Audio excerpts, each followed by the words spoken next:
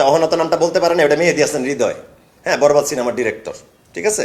ওইটা তার সাথে তার 6 বছরের রিলেশন ছিল। 23 সালে গাঁজা খাইতাম, সেটা একসাথে হতে পারে বা হতে পারে না, করতাম। আরেকটা বিষয় কি, একটু ছোট্ট করে বলি, এটা আমার পার্সোনাল বিষয়, শুটিং এর বাইরে।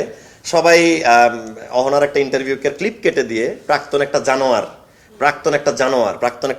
আমি জানোয়ারের বাচ্চা, আমার বউকেও বিয়ে করার পরে এগুলা ট্যাগ বা ইনবক্স পেতে হয়েছে।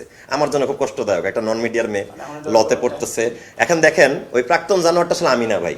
আপনি যদি পুরো ভিডিওটা দেখেন, আচ্ছা, অহনাত নামটা বলতে পারেন, ওটা মেহেদী হাসান হৃদয়, হ্যাঁ, বরবাদ সিনেমার ডিরেক্টর, ঠিক আছে। ওইটা তার সাথে তার 6 বছরের রিলেশন ছিল। আমি মাঝখানে 7 মাসের একটা বন্ধুত্ব করছি, তখনও তার সাথে তার যোগাযোগ ছিল। আমার এই কারণেই ওর সাথে সম্পর্কটা টিকে নাই। আমি টের পাইছি যে তার সাথে তার সম্পর্ক ছিল, আমি তাকে বিয়ে করতে পারি না। বিয়ে করা দূরে থাকে, আমি প্রেমটাই কন্টিনিউ করি নাই। তারপরে 2 বছরের গ্যাপ, 23 সালে ব্রেকআপ, 23 সালে গাঁজা খাইতাম, সেটা একসাথে হতে পারে বা হতে পারে না, করতাম। 25 সালে এসে ভাই বিয়ের পরে ম্যারিড লাইফে এটা আমি করতেছি না ভাই, না বাসায়, না সেটে, না বন্ধুদের সাথে। ভাই বয়স, বিয়ে করলে আপনি তো বোঝেন যে ম্যারিড লাইফের সাথে শুট করার জন্য তো একটা সুন্দর জীবনযাপন করার চেষ্টা করে প্রতিটা পুরুষ মহিলা, ঠিক আছে।